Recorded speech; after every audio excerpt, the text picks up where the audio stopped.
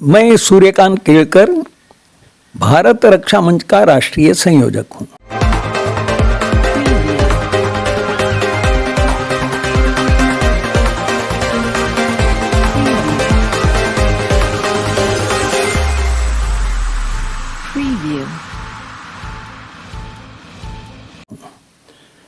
भारत रक्षा मंच सामान्यतः देश के विषय में सोचता है और देश की रक्षा की दृष्टि से आवश्यक कार्य करता है।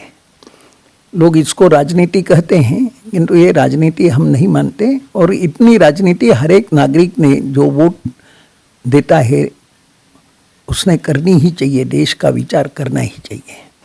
आपने राहुल गांधी के मामले में पूछा, राहुल गांधी ही नहीं, देश का सारा ही विपक्ष वैसे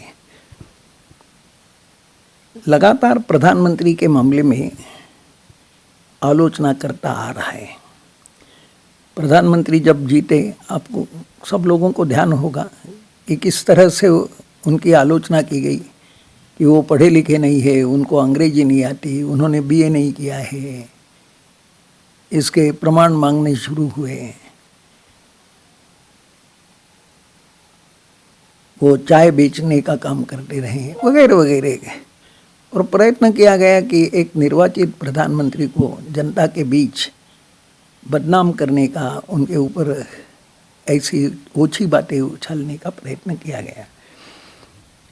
किंतु अब ये जो आलोचना है ये व्यक्तिगत निंदा का भी स्तर पार कर गई है और देश हित का तो ध्यान ही नहीं रखा जा रहा है।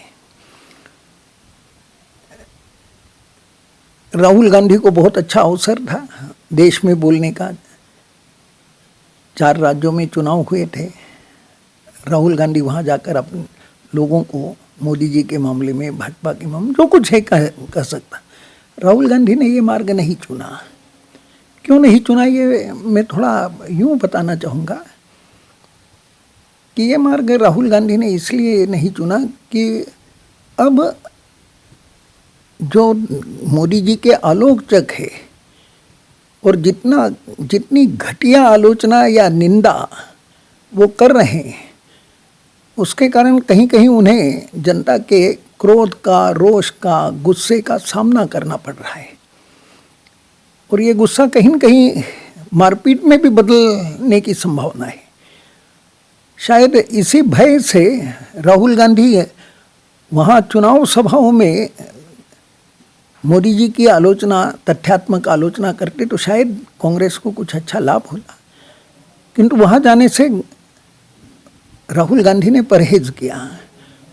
वो जाके यूके में जाकर बोले, कैम्ब्रिज विश्वविद्यालय में, और जैसे वो हमेशा बेतुका बोलते हैं, आधारहीन बोलते हैं, अध्ययन उनका कुछ है ही नहीं, कुछ तो भी बोलना है, ऐसे उन्होंने बोला। और बोल करके न केवल मोदी जी की निंदा की, किंतु भारतीयों की भी और भारत की भी निंदा की।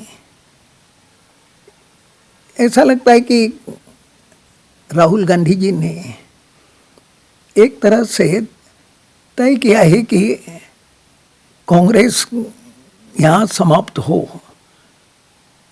लोग कहते ही हैं, कई लोग, कि राहुल गांधी जहाँ जाते हैं, जैसे वो गुजरात गए चुनाव प्रचार में, उसका परिणाम भाजपा को वहाँ बहुत बड़ी सफलता मिली।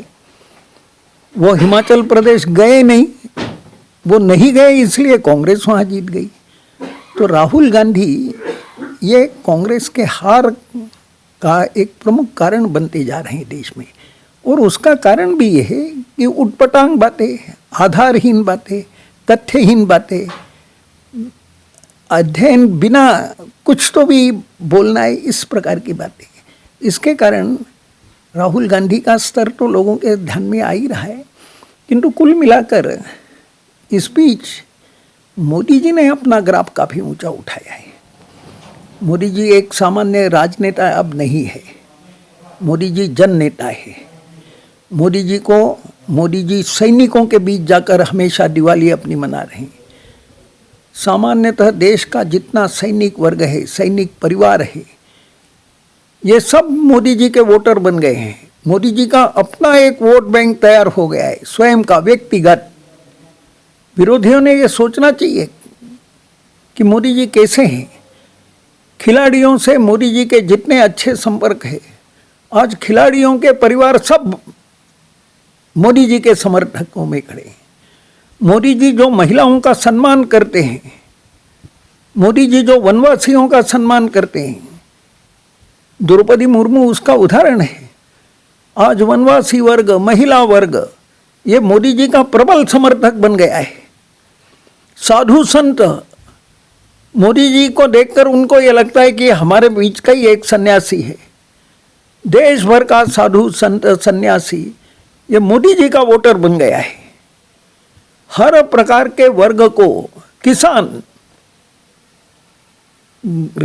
राहुल गांधी के पिता राजीव गांधी कहते थे कि हम देश के आम नागरिक के लिए जब 1 रुपया ऊपर से भेजते हैं तो उनके पास पहुंचते पहुंचते केवल 15 पैसे मिलते हैं, बाकी सब बीच में लोग खा जाते हैं। लोग खा जाते हैं यानी राजनीतिक नेता और अधिकारी ये खा जाते हैं। और राजीव गांधी ने इसका उपाय ये बताया कि हम ये प्रयत्न करेंगे कि 15 के बजाय कम से कम 25 पैसे व्यक्ति को मिले। अर्थात 75 पैसे वो मानते ही थे कि नेता लोग खाएंगे और ये खाएंगे, किंतु मोदी जी ने व्यवस्था की। आज अगर वो 6,000 रुपये किसान को दे रहे हैं तो 6,000 रुपये उसे प्राप्त हो रहे, इसलिए बहुत बड़ी मात्रा में किसान वर्ग उनकी तरफ आकर्षित है। और ये सब लोग कहीं न कहीं अब मोदी जी को न केवल नेता मानते हैं, ये उनको अपने पिता समान मानते हैं, अपना आदर्श मानते हैं। देश का प्रधानमंत्री के रूप में तो उनको आदर देते ही हैं, किंतु लोगों को ये लगता है कि एक हमारा अपना व्यक्ति, हमारा परिवार का व्यक्ति आज देश का प्रधानमंत्री है और वो इसका गौरव अनुभव करते हैं। और इसी कारण उटपटांग निंदा जो चल रही है, आधारहीन निंदा जो चल रही है, निंदा यानी किस सीमा तक आ गई। उनकी माँ के बारे में कोई उटपटांग बोलता है, कोई पिता के बारे में उटपटांग बोलता है। गालियाँ देना ये तो होता ही रहा है, किंतु अब धमकियाँ चालू हुई है, जान से मारने की धमकी, मार डालेंगे, मोदी मर जाएं, नारे चलते हैं। इस सब से अब जनता क्रोधित होने लग गई है। मोदी का ये जितना बड़ा समर्थक वर्ग आज देश में है, ये सारा अब क्रोधित होने लग गया है, इसे गुस्सा आने लगा है। ये गुस्सा व्यापक रूप से फूट पड़े इसके पहले मैं ये चाहूँगा कि विपक्ष अपने को सुधार ले, विपक्ष समझदारी से काम ले। भारत में ऐसा न हो कि आपस में ही लोग लड़ें। आज देश की आम जनता इस प्रकार की बात अब बर्दाश्त करने को तैयार नहीं है। बहुत हो गया जनता ने बर्दाश्त करते हुए। जनता का जो आदर्श है, जनता जिसके पीछे झूम रही है, बिल्कुल घूम रही है उसके पीछे, उस व्यक्ति को चाहे जिस प्रकार की गालियां देना अब जनता के बर्दाश्त के बाहर हो रहा है। और एक तरह से जनता का गुस्सा सबके सामने आ रहा है। ये गुस्सा व्यापक रूप से फूट न पड़े, इसकी चिंता सभी ने करनी चाहिए। ये मेरा निवेदन है।